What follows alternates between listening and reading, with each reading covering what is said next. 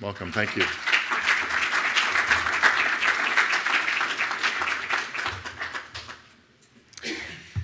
Well, thanks everyone for kicking us off with us this morning. It was very nice to have Sonia and Ori invite myself and Laura to give this presentation. It's also great to have healthcare on the first day of AWE and not towards the end, which is great. And so just a little context, because this is the 15th anniversary of AWE, they did reach out and ask for us to provide a little bit of context on the history of VR in healthcare. And because we only have 15 minutes, we're going to go through that history very quickly. But very briefly first, just a show of hands, who here is at AWE for the first time? Oh, wow. Okay, so about half. Who here is already deploying VR in their organization? Show of hands. Okay, so maybe about 20%. And who here is looking to deploy in their organizations or looking to expand? Okay, 20%. All right, thank you. So just a little, just to establish our vocabulary. Metaverse was coined, for those that don't know, in Neil Stephenson's '92 novel Snow Crash. And virtual reality, coined by Jaron Lanier back in '85, considered one of the early godfathers of VR. Godfather is a tricky word there. So normally I will provide a very long timeline about the history of VR starting 30,000 years ago to today, but we've compressed this to the last 30 plus years. And just from a context, from a commercial perspective, it was really in the late 80s and with Jaron Lanier's company that commercial VR had its first iteration. This is, and I'll show a little later, I kind of feel we're in this third wave of VR hardware. And also I want to give the tip of the hat to Tony Parisi and Mark Pesci for coming up with VRML 30 years ago this year, allowed you to create 3D environments within a browser and really set a lot of the foundation for what we're doing today. And I'm going to hand it over to Laura. Thank you, Bob. Hello, everybody. It's so amazing to see so many friends and colleagues here, in addition to new folks coming into the AWE community. What I'm going to do is focus a little bit more on the healthcare aspects of XR. This is a timeline typically shown by Walter Greenleaf, and it really shows some epochs of development of VR and AR for clinical applications. In the early epoch, it was really about just getting stuff to work and finding what use cases were appropriate.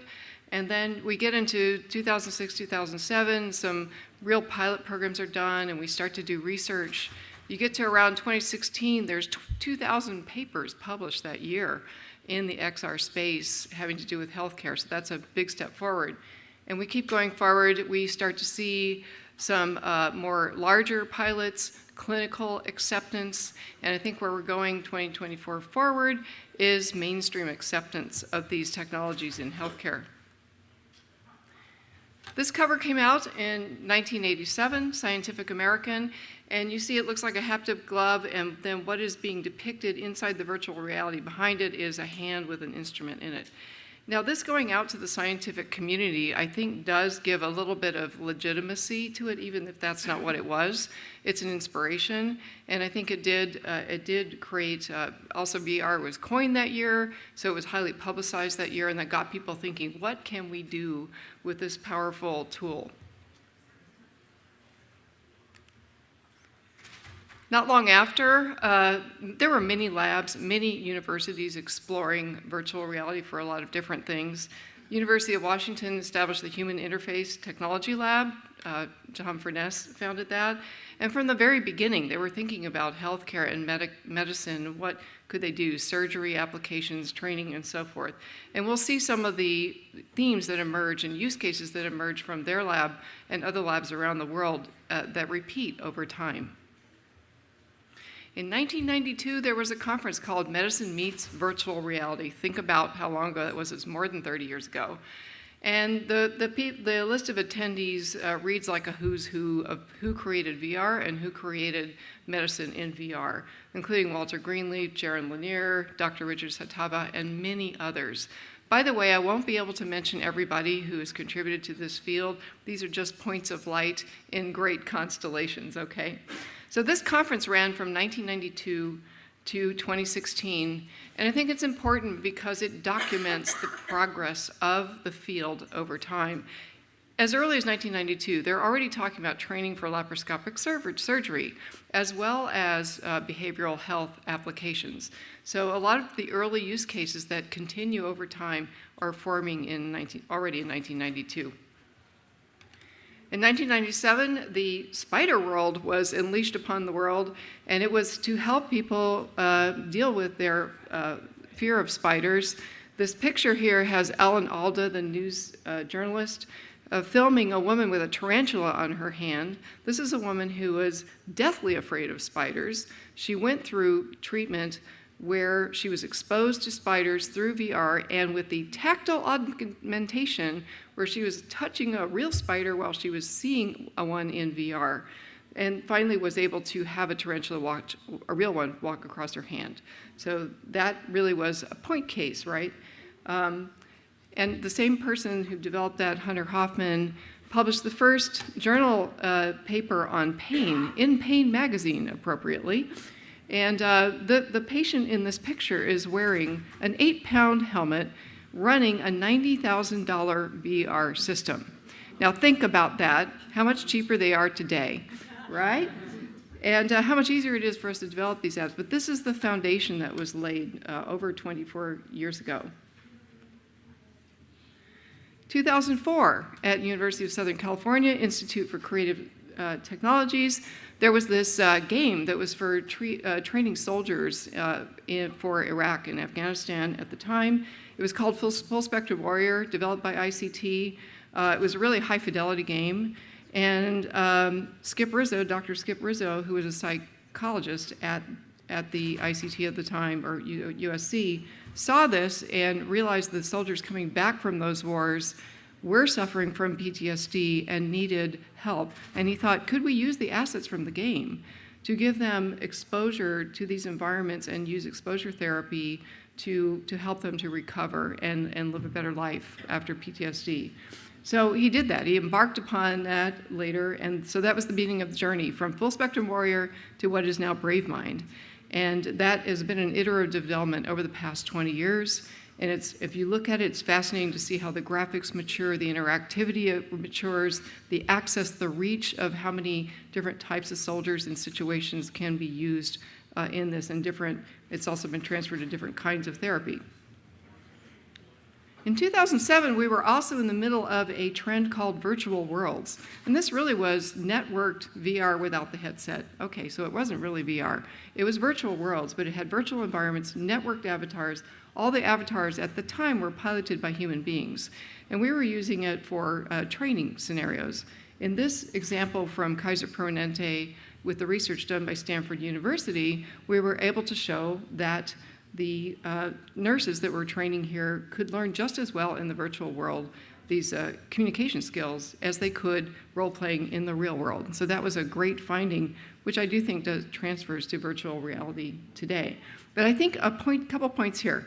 Number one, there's a lot of artwork in here. It was hard to make, to run in real time. So I want to give a shout out to all the artists, the legions of artists that have created all the virtual reality that we have used up to now. So here for artists. Woo-hoo! And second of all, I want you to notice the man on the bed there is wearing underwear.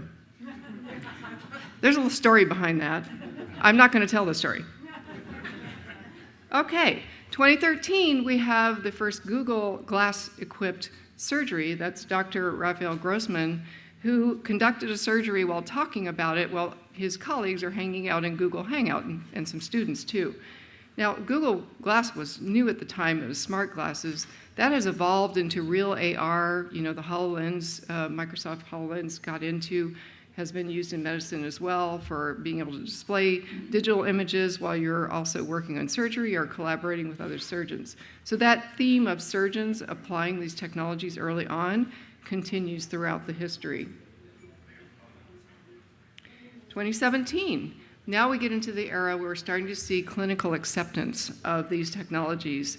The fundamental VR surgical simulator received accreditation from the Royal College. So that means, this far into the development, it is realistic enough to provide actual high fidelity training to medical students who are receiving their education. And over time, the number of domains and training that you can receive using this has grown. And I think the trend is for this in the future to become a required part of a doctor's training, not just an optional expansion of what they can do. 2021, we have more clinical acceptance. The FDA approved a VR device for use in managing chronic pain.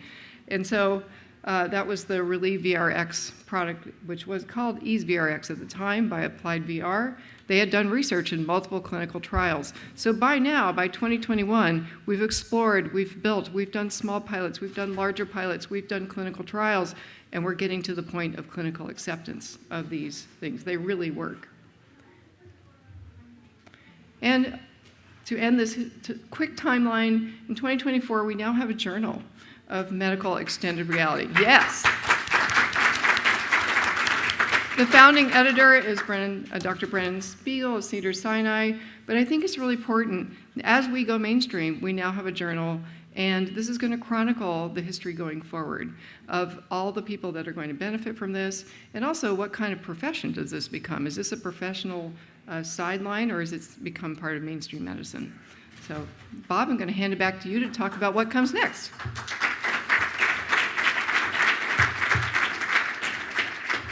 All right, thank you, Laura. Well, I have 3 minutes to cover where we're at and where we're going.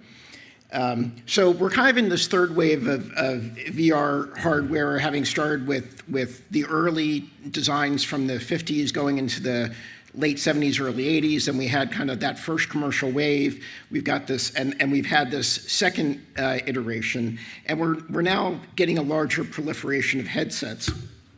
And but one of the issues is that we are now, whether it's Meta or Pico or HTC, we're in a third generation of hardware in less than 8 years. That's a lot of technological change. It's a lot to absorb for developers, for providers, and sometimes the hardware is changing faster than we can keep up with. With that said, we do need more competition out there. We need more hardware companies out there. It was great to see Sony with their announcement this morning. We'll see what Google, Samsung comes up with later. I left Magic Leap out on here, and we'll see what Microsoft continues with HoloLens or not. We're in a financial situation, though, with the current interest rate. We've been dealing with this for now 24 months. It's continuing to this year. The cost of money to borrow is high, and until we see this drop, funding is not going to be as prolific as it has been, and it's hard for even startups to borrow money. I do want to acknowledge the importance of the Veterans Administration and what they've been doing the last few years. They're one of the largest systems in the world. They've been piloting and testing a lot of different applications across the entire VA system. Without that participation, we wouldn't be where we are today with the opportunities that are in front of us.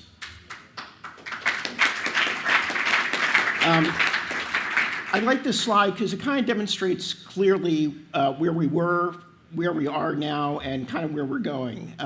The early use cases and clinical trials in phase 1, we're kind of in this phase 2 area now with larger trials and more deployments, experimenting with digital twins, et cetera.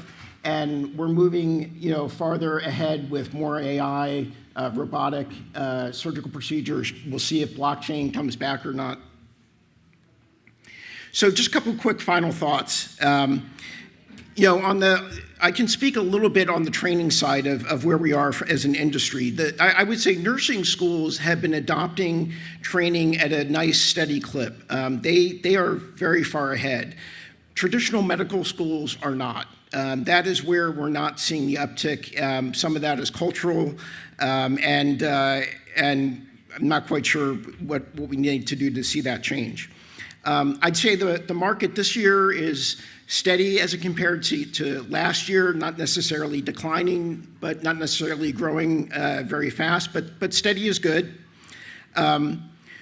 We need more competition, as I mentioned, in the headset space. I think very importantly, though, we need headset manufacturers to acknowledge that healthcare is a little bit different. They need to think about how does a headset fit within our industry, and that means them making a little bit changes and making it easier for developers to change the UI, to deal with user management.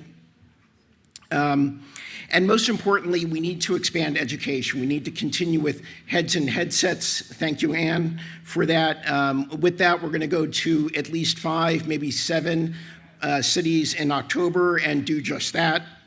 And lastly, I'd love to recommend get involved with our second annual hackathon in January. We were really pleased with the first one. And this year we have our first pavilion for VR in healthcare, and we have got 15 member companies, and I encourage you to stop by and check it out. Thank you.